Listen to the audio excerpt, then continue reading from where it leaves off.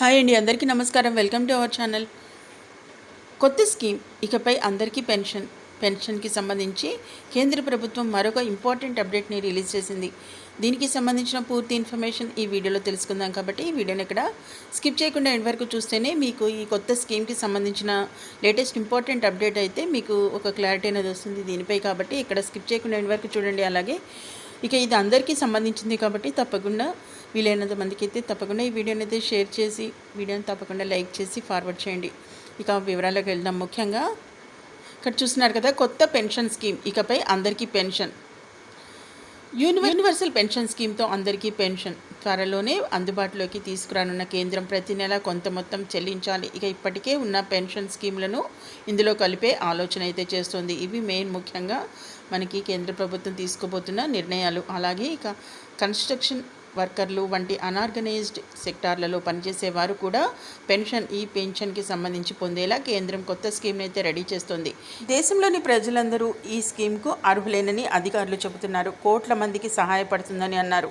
ఇక ఇది voluntary scheme, ఉద్యోగంతో సంబంధం లేదు. ప్రజలందరూ స్కీమ్ కింద ఇన్వెస్ట్ చేసి రిటైర్మెంట్ ఏజ్లో పెన్షన్ అయితే పొందొచ్చు అని లేబర్ మినిస్ట్రీకి చెందిన అధికారులు అయితే వివరించారు. యూనివర్సల్ పెన్షన్ స్కీమ్పై employees provident fund organisation EPFO పనిచేస్తోందని, ఇక ప్రాథమిక దశ పూర్తయిందని వివరించారు. ఒకసారి స్కీమ్ డిజైన్ పూర్తయితే స్టేక్ హోల్డర్ల ఫీడ్బ్యాక్ను ప్రభుత్వం తీసుకుంటుంది. ఇక ప్రస్తుతం national pension scheme, Pradhan Mantri Shram Yogi Maandhan, పిఎంఎస్వైఎం, ఇక అటల్ పెన్షన్ యోజన వంటి వివిధ పెన్షన్ స్కీమ్లు అందుబాటులో అయితే ఉన్నాయి మనకి ప్రస్తుతం. ఇక వీటిని pension fund regulatory and development authority PFRDA నిర్వహిస్తోంది. ఈ స్కీమ్లు ఒక్కో వర్గం కోసం తీసుకొచ్చారు. అదే యూనివర్సల్ పెన్షన్ స్కీమ్ అందరికీ అందుబాటులో ఉంటుందని అధికారులు అయితే చెబుతున్నారు. ఇక కేంద్రం తీసుకొచ్చే యూనివర్సల్ పెన్షన్ స్కీమ్ కింద పెన్షన్ పొందాలంటే కనుక నెల నెలా కొంత మొత్తాన్ని అయితే ఇన్వెస్ట్ చేయాల్సి ఉంటుంది. ప్రభుత్వం ఎటువంటి కాంట్రిబ్యూషన్ అయితే చేయదు అని వివరించారు. చూశారు కదా, ఈ పెన్షన్ స్కీమ్కి సంబంధించి ఇక ఏదైతే pension fund regulatory and development authority PFRDA నిర్వహిస్తుంది దీన్ని. ఇక ఈ స్కీమ్లో ఇక ఒక్కొక్క వర్గం కోసం తీసుకొచ్చారు. అదే యూనివర్సల్ పెన్షన్ స్కీమ్ అందరికీ అందుబాటులో అయితే ఉంటుందని అయితే అధికారులు అయితే మనకి వివరిస్తున్నారు. ఇక కేంద్రం తీసుకొచ్చే ఈ యూనివర్సల్ పెన్షన్ స్కీమ్కి సంబంధించి పెన్షన్ పొందాలంటే మాత్రం నెల నెలా కొంత మొత్తాన్ని అయితే ఇన్వెస్ట్ చేయాల్సి ఉంటుంది. ఇది ముఖ్యంగా గమనించండి. ఇక ప్రభుత్వం ఎటువంటి కాంట్రిబ్యూషన్ అయితే చేయదు అని అయితే మనకి వివరించారు. అలాగే ఇక ఇప్పటికే ఉన్న పెన్షన్ స్కీమ్లను కూడా ఇందులో కలిపే ఆలోచనలో అయితే ప్రభుత్వం ఉంది. ఇక ప్రస్తుతం ఎన్పిఎస్ అలాగే పిఎంఎస్వైఎం కింద ఇన్వెస్ట్ చేస్తే రిటైర్మెంట్ ఏజ్ తర్వాత నెలకు గాను 3,000 పెన్షన్ అయితే పొందొచ్చు. ఇక పెన్షనర్ ఏజ్ బట్టి నెలకు చెల్లించే కంట్రిబ్యూషన్ అనేది 55 నుంచి 200 మధ్య అయితే ఉంటుంది. ఇక ప్రభుత్వం కూడా అంతే మొత్తంలో కంట్రిబ్యూట్ అయితే చేస్తోంది. ఇక రాష్ట్ర ప్రభుత్వాల పెన్షన్ స్కీమ్లు కలుపుకుంటే కనుక ఇక దీన్ని చూసినట్లయితే ఈ విధి విధానం ద్వారా ఏదైతే రాష్ట్ర ప్రభుత్వాలు అయితే తమ పెన్షన్ స్కీమ్ను కూడా యూనివర్సల్ పెన్షన్ స్కీమ్లో కలపాలని అయితే కేంద్రంకు ఇక ఆలోచిస్తుంది, కోరొచ్చు. ఇక ఇలా చేయడం ద్వారా ఇచ్చే పెన్షన్ అమౌంట్ అయితే పెరుగుతుందని ఇక అర్హులైతే ఒకటి కంటే ఎక్కువ పెన్షన్ ఏదైతే ఈ స్కీమ్ల కింద పెన్షన్ తీసుకోకుండా నిరోధించవచ్చని కూడా అధికారులు అయితే చెబుతున్నారు. ఇక అంతేకాకుండా building and other construction workers ఏదైతే బీఓసీడబ్ల్యూ చట్టం కింద సేకరిస్తున్న సెస్ను పెన్షన్ ఫండ్ కింద అయితే వాడొచ్చని కూడా ఇక మనకైతే వివరణ అయితే ఉంది. అంతేకాకుండా కన్స్ట్రక్షన్ వర్కర్ల కోసం ఈ డబ్బులను ఉపయోగించవచ్చని కూడా వివరించారు. ఏదైతే ఇండియాలో 60 ఏళ్ళకి దాటిన వారికి సంఖ్య అయితే చూసినట్లయితే 2036 నాటికి 22.7 కోట్లకైతే చేరుకుంటుందని అయితే అంచనా. ఇక ఇది దేశం మొత్తం జనాభాలో 15% అయితే సమానం. ఈ నెంబర్ 2050 నాటికి చూస్తే 34.7 కోట్లకైతే పెరిగే అవకాశం ఉందని యుఎస్ అలాగే కెనడా, యూరోప్, రష్యా, ఇక చైనా దేశాలు సోషల్ సెక్యూరిటీ బెనిఫిట్స్ను అందిస్తున్నాయి. ఇక పెన్షన్తో పాటు హెల్త్ బెనిఫిట్స్, ఎంప్లాయ్మెంట్ ఇన్సూరెన్స్ అందిస్తున్నాయి. ఇక ఇండియా మాత్రం ప్రావిడెంట్ ఫండ్ సిస్టమ్ ద్వారా పెన్షన్ అయితే అందిస్తుంది. తక్కువ ఆదాయం ఉన్న వారికి సంబంధించి హెల్త్ ఇన్సూరెన్స్ అయితే ప్రొవైడ్ చేస్తుంది.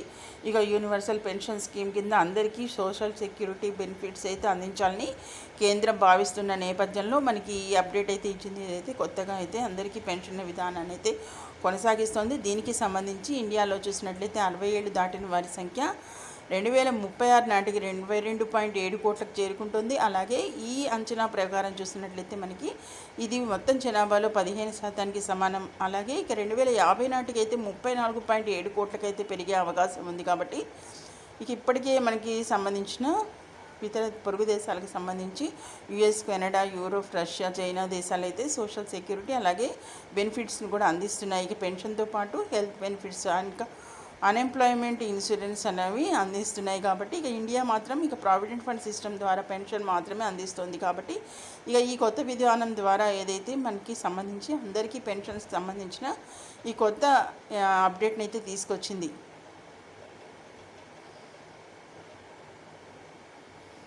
దీనిలో మాత్రం కంపల్సరీగా కొంత మటుకు యూనివర్సల్ పెన్షన్ స్కీమ్, దీనికి సంబంధించిన కొత్త పేరు అయితే యూనివర్సల్ పెన్షన్ స్కీమ్ అనమాట. దీనిలో ఇక అందరూ అర్హులు అనమాట. ఎవరైతే కింద పెన్షన్ పొందాలంటే మాత్రం ఇక నెల కొంత మొత్తాన్ని అయితే ఇన్వెస్ట్ చేయాల్సి ఉంటుంది వివరించారు. కాబట్టి ఇక ఇదైతే మనకి త్వరలో కేంద్రం ప్రవేశపెట్టబోతున్న యూనివర్సల్ పెన్షన్ స్కీమ్ అనమాట.